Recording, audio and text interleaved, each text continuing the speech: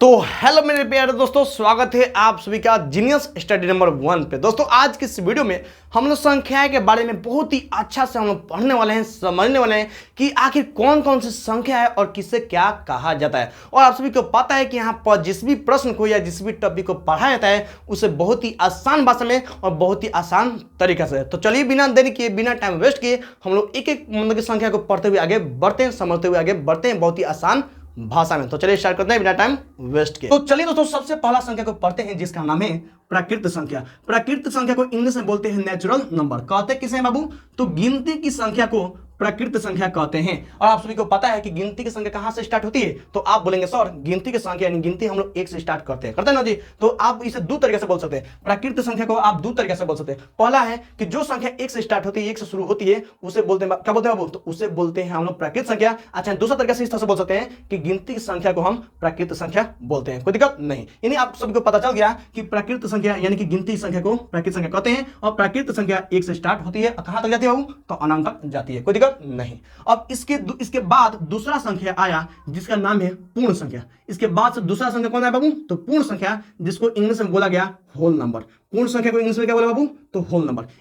इसका मतलब क्या होगा बाबू? तो प्राकृत संख्या के पहले शून्य शामिल करने पर संख्या पूर्ण संख्या कहलाती है। यानी कि प्राकृत संख्या को खूब सारा पढ़ने लिखने के बाद इसमें कुछ ना कुछ कमी मतलब दिखा। क्या दिखा? तो जब प्राकृत संख्या पहले देखने जीरो लगा दिए, यानी कि जीरो हम कमी लगा, यानी कि प्राकृत संख्या पहले जीरो की कमी महसूस हुआ। अब उनका नाम था बाबू आर्यभट्ट। आर्यभट्ट को लगा कि प्राकृत संख्या के पहले कुछ ना कुछ रहना चाहिए, ठीक है, कुछ ना कुछ रहना चाहिए। तो उनको लगा कि जब प्राकृत संख्या के पहले हम लोग जीरो लगा देंगे तो वो पूरा हो जाएगा। तो जब जीरो लगा दिया गया, यानी प्राकृत संख्या के पहले जब जीरो लगा दिया गया तो उसका नाम रख दिया गया बाबू पूर्ण संख्या। कोई दिक्कत नहीं। यानी आप सभी को पता चलेगा प्राकृत संख्या किसे कहते हैं? तो गिनती की संख्या प्राकृत संख्या कहते हैं, जो कि एक से स्टार्ट होता है, ठीक ना, कोई दिक्कत नहीं। पूर्ण संख्या किसे कहते हैं? तो जो प्राकृत संख्या पहले शून्य शामिल करने पर, यानी शून्य का जीरो शामिल करने पर जो संख्या प्राप्त होती है उसे बोलते हैं वो पूर्ण संख्या। कोई दिक्कत नहीं। तीसरा आता है बाबू पूर्णांक संख्या। तीसरा आया बाबू पूर्णांक संख्या, जिसे इंग्लिश में बोला गया इंटीजर नंबर। अब इसका मतलब क्या हुआ? तो इसका मतलब ये हुआ कि बाबू जब पूर्ण संख्या को लिखा गया, यानी पूर्ण संख्या जीरो से लेकर पूरा दाएं तरफ लिखा गया तो सब बढ़ते जा रहा है, बढ़ते जा रहा है ना जी। और मैं आपसे पूछूं कि जिसके आगे कोई भी चिन्ह नहीं होता तो कौन सा चिन्ह होता है? तो आप बोलेंगे सर जिसके आगे कोई भी चिन्ह नहीं होता है तो उसके आगे प्लस का चिन्ह होता है। तो किसी ने सोचा कि पूर्ण संख्या को हम जीरो से दाएं की ओर जा रहे हैं तो सब प्लस में लग रहा है, यानी कि जीरो से जब हम दाएं की ओर जा रहे हैं तो सब प्लस में आ रहा है। लेकिन अगर वही हम बाएं तरफ लिखेंगे तो किस में आएगा? तो उन्होंने कहा जब आगे में बढ़ रहा है तो प्लस में जा रहा है, तो पीछे में जाएगा तो माइनस में जाएगा। तो इनका नाम रख दिया गया बाबू पूर्णांक संख्या, ठीक ना, कोई दिक्कत नहीं। यानी कि पूर्ण संख्या को धनात्मक मतलब प्लस और ऋणात्मक यानी माइनस चिन्ह के रूप में दर्शाने पर प्राप्त संख्या पूर्णांक संख्या कहलाती है। कोई दिक्कत नहीं। यानी कि जीरो के आगे में जीरो के दाएं की ओर बढ़ेंगे तो क्या प्लस में धनात्मक के रूप में जाएगी, और जीरो से जब बाएं की ओर बढ़ेंगे तो सब संख्या माइनस में होते चली जाएगी। कोई दिक्कत है नहीं। तो चलिए अगला संख्या को हम लोग अच्छा से हम लोग समझते हुए आगे आसान भाषा में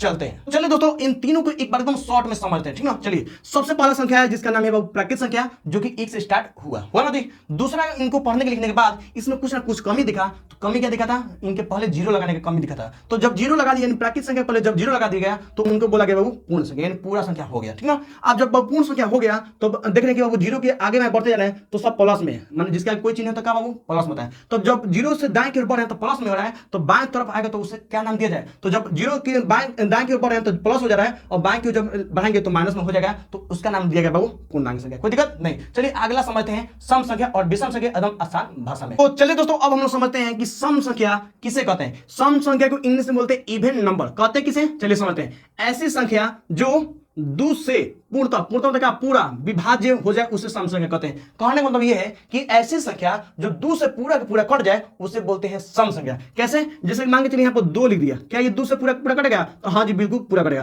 क्या यहाँ पर अगर चार में लिख दूं तो क्या ये दो से पूरा कटेगा जी? हाँ बिल्कुल भी ये पूरा कटेगा ना जी, बिल्कुल कटेगा। क्या यहाँ पर और आठ लिख दूं तो क्या ये दो से कटेगा जी? हाँ कटेगा, क्योंकि ये दो के बारे में आता है। कोई दिक्कत है जी? नहीं। यानी आपको अच्छे समझ में आ गया है कि वैसी संख्या जो दो से पूरा कट जाए उसे बोलते हैं सम संख्या। अब इसके सेम टू सेम उल्टा अपोजिट दुश्मन एक आया जिसका नाम लिखा गया बाबू विषम संख्या। विषम संख्या को इंग्लिश में बोलते हैं ऑड नंबर, ठीक है ना। यानी अब इसके सेम टू सेम उल्टा कहता है कि ऐसी संख्या जो दो से पूर्णतः विभाजित ना हो।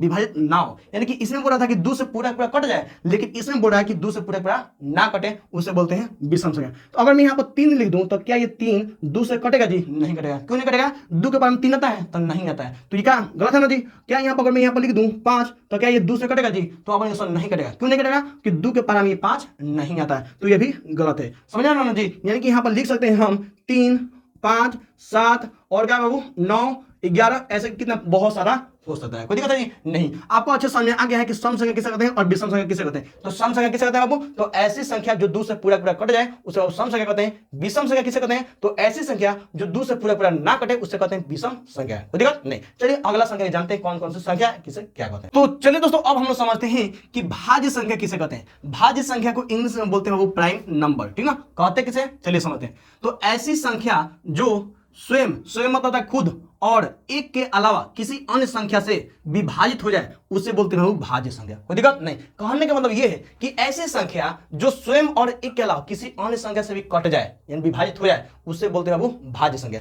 कैसे? अगर मैं यहाँ पर लिख दूंगा बाबू यहाँ पर 2 तो क्या 2 के अलावा यानी 2 से कटेगा, फिर 1 से कटेगा और किसी संख्या से कटेगा जी? तो नहीं कटेगा। तो ये क्या हुआ बाबू? तो ये भाज्य संख्या नहीं है। लेकिन अगर वही मैं यहाँ पे 4 लिख देता हूँ, यहीं पर अगर 4 लिख देता हूं तो देख रहे हैं बाबू ये तो 4 से तो कट ही रहा है, 1 से तो कटेगा ही, लेकिन देख रहे हैं बाबू यहाँ पर 2 से भी कट रहा है। यानी कि स्वयं और 1 के अलावा 2 से भी यहाँ पे कट रहा है, ठीक ना। कटा ना जी? बिल्कुल। तो कौन सा संख्या बाबू? 4। तो भाज्य संख्या है। अगर मैं यहीं पे बाबू 6 लिख दूं तो देखिए 6 बाबू 6 से कटेगा ही, 1 से कटेगा ही, और 6 और किसी संख्या से कटता है तो अब सर 2 से भी कटता है और 3 से भी कटता है। यानी कि 2 से और 3 से कट रहा है। कट रहा है ना जी? यानी स्वयं और 1 के अलावा किसी और संख्या से भी कट रहा है, तो इसका मतलब है कि बाबू भाज्य संख्या कहलाएगा। यानी कि यहाँ पर 4 6 कौन सा संख्या बाबू? तो कौन सा संख्या बाबू? तो भाज्य संख्या। अगर यहाँ पर 8 लिख दूं तो 8 किसी संख्या से कटता है जी? तो आप बोलेंगे कि हाँ सर 1 से कटेगा और मैंने स्वयं और 1 के अलावा 4 से कटेगा, 2 से कटेगा। कटेगा ना जी? बिल्कुल कटेगा। कोई दिक्कत नहीं। अब इसी के सेम टू सेम अपोजिट उल्टा इसका दुश्मन आया जिसका नाम लिखा गया अभाज्य संख्या। अभाज्य संख्या जिसे इंग्लिश में बोला गया कंपोजिट नंबर। तो कहते किसे हैं? तो इसके सेम टू सेम उल्टा कहते हैं कि ऐसी संख्या जो स्वयं और 1 के अलावा किसी अन्य संख्या से विभाजित ना हो। यानी कि सेम टू सेम इसमें उल्टा है। इसमें किसी अन्य संख्या से विभाजित हो जा रहा था, लेकिन इसमें अभाज्य संख्या में किसी अन्य संख्या से विभाजित नहीं होगा। अगर मैं यहाँ पर लिख दूं बाबू 2 किसी संख्या से विभाजित होता है जी? मतलब कि 2 के अलावा और 1 के अलावा किसी संख्या से विभाजित होता है जी? नहीं होता है। अगर यहीं पे बाबू 3 लिख दूं तो क्या 3 किसी और संख्या से विभाजित होता है?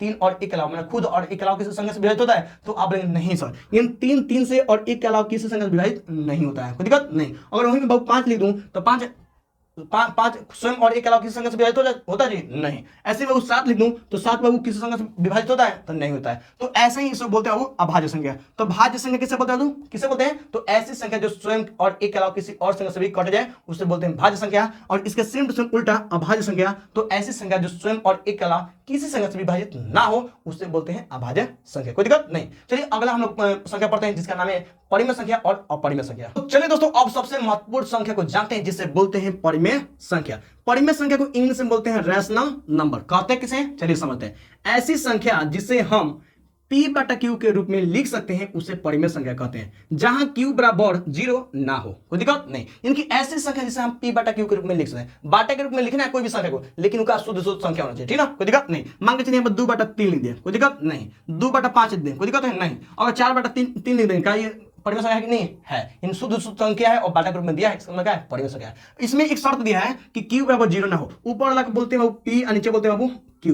यानी कहने का मतलब ये है कि Q बराबर 0 नहीं होना चाहिए। यानी कोई बाटा में बाबू 0 नहीं होना चाहिए, गलती हो जाएगा। हो सकता है कि ऊपर हो जाए, ये हो सकता है, लेकिन नीचे 0 नहीं होना चाहिए। कोई दिक्कत नहीं। तो आपको समझ में आ गया कि परिमेय संख्या किसे कहते हैं। ऐसी संख्या जिसे हम P/Q के रूप में लिख सकते हैं उसे परिमेय संख्या कहते हैं, जहां Q बराबर 0 ना हो। कोई दिक्कत नहीं। और आसान भाषा में बोलूं तो आपको ऐसी संख्या को लिखना है जो एकदम शुद्ध संख्या हो और बाटा के रूप में दिया हो। कोई दिक्कत नहीं। चलिए अब 9वां है, यानी कि अगला बाबू है संख्या है अपरिमेय संख्या। यानी परिमेय संख्या के सेम टू सेम उल्टा यानी अपोजिट, इसे बाबू बोलते हैं इंग्लिश में इरेशनल नंबर। यानी अपरिमेय संख्या को बोलते हैं बाबू इंग्लिश में इरेशनल नंबर। कहते हैं किसे हैं? तो इनके सेम इसके परिमेय संख्या के सेम टू सेम उल्टा ऐसी संख्या जिसे हम P/Q के रूप में नहीं लिख सकते हैं उसे अपरिमेय संख्या कहते हैं। अब इसमें कौन सा संख्या होता है बाबू? तो इसमें रूट वाला संख्या होता है। इसमें रूट वाला संख्या होता है और रूट के अंदर ऐसा संख्या होता है अभाज्य संख्या, ऐसा ना अभाज्य संख्या होता है, मतलब ऐसी संख्या होता है जिसका गुणनखंड नहीं होता, ठीक ना, वो स्वयं और एक के अलावा किसी से नहीं करेगा। अगर मान के चलो रूट 3 दूं, क्या ये अभाज्य संख्या है कि नहीं है, मतलब 3 स्वयं और एक के अलावा किसी संख्या से करता है तो नहीं करता है। अगर यहाँ पर लिख दूं रूट 2 तो क्या रूट 2 अपरिमेय संख्या है कि नहीं, तो है, क्योंकि देखिए रूट के अंदर ऐसी संख्या है जो स्वयं और एक के अलावा किसी संख्या से नहीं कटता है, कोई दिक्कत नहीं। अगर यहाँ पर लिख दूं रूट 5 तो क्या 5 बाबू किसी संख्या से करता है स्वयं और एक के अलावा, तो आप लेंगे सर नहीं। तो ऐसे बाबू रूट जो संख्या होता है और रूट के अंदर ऐसी संख्या होता है यानी अभाज्य संख्या होता है जो कि मतलब कि किसी भी संख्या से नहीं करता है स्वयं और एक के अलावा, वही हमारा क्या होता है वो अपरिमेय संख्या कहलाता है, कोई दिक्कत। इसमें वो पाई बाबू आ जाता है, ठीक ना, पाई भी आ जाता है, ठीक ना, कोई दिक्कत नहीं। हो सकता है वो रूट में रूट 3/2 भी आ सकता है, मतलब रूट में तो दिया है ये तो अपरिमेय हो गया, अच्छा ये परिमेय तो कोई दिक्कत नहीं है, ठीक है ना जी। यानी कि रूट के अंदर देख रहे हैं कि 3 है, 3 वो अभाज्य संख्या यानी कि स्वयं और एक के अलावा संख्या से कट नहीं है, तो इसका मतलब क्या है रूट 3/2 अपरिमेय संख्या हो जाए, कोई दिक्कत नहीं। आपको समझ में आ गया कि परिमेय संख्या और अपरिमेय संख्या किसे कहते हैं। परिमेय संख्या किसे कहते हैं, तो ऐसी संख्या जो p/q के रूप में लिख सकते हैं उसे परिमेय संख्या कहते हैं जहां q बराबर 0 हो, जीरो ना हो। अब इसका सेम उल्टा इसमें हुआ कि अपरिमेय संख्या यानी ऐसी संख्या जिसे हम p/q के रूप में नहीं लिख सकते, और अपरिमेय संख्या में ऐसी संख्या होता है जो रूट के अंदर होता है, और रूट के अंदर ऐसी संख्या होता है जो स्वयं और एक के अलावा से नहीं करता है, ठीक है ना।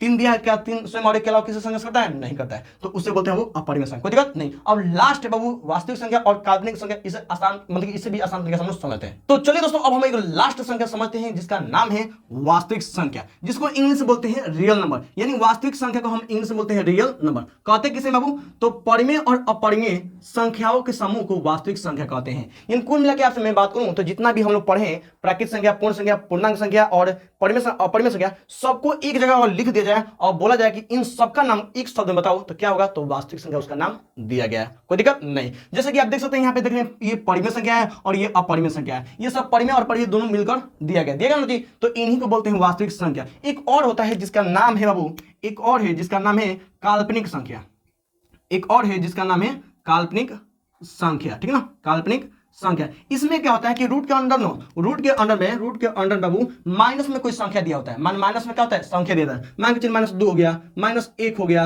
-3 हो गया, ये सब क्या होता है, ये कोई संख्या मतलब कि ये लगभग में ना होता है, ठीक ना, यानी नहीं होता है, ठीक ना, इनकी रूट के अंदर दिया होता है लेकिन माइनस में दिया होता है, ठीक ना, उसे बोलते हैं बाबू काल्पनिक संख्या, कोई दिक्कत नहीं। तो दोस्तों अगर आपको समझ में आया है, थोड़ा भी आपको समझ लगता है सहयोगी ये वीडियो है यानी आपको लग रहा है बहुत ही सब कुछ मिला है, तो चैनल पर नए तो चैनल को सब्सक्राइब जरूर करिएगा, और वीडियो यानी आपको समझ में आया तो वीडियो को लाइक जरूर करिएगा, क्योंकि आपको किसी भी प्रश्न को या किसी भी टॉपिक को आसान भाषा में और आसान तरीके से बताने की कोशिश किया जाता है जिससे कि मेरे सभी प्यारे बच्चों को समझने में बहुत ही आसान हो। चलिए मिलते हैं नेक्स्ट वीडियो में, तब तक वीडियो को लाइक और चैनल पर नए तो चैनल सब्सक्राइब जरूर करें। तब तक के लिए जय हिंद, वंदे मातरम।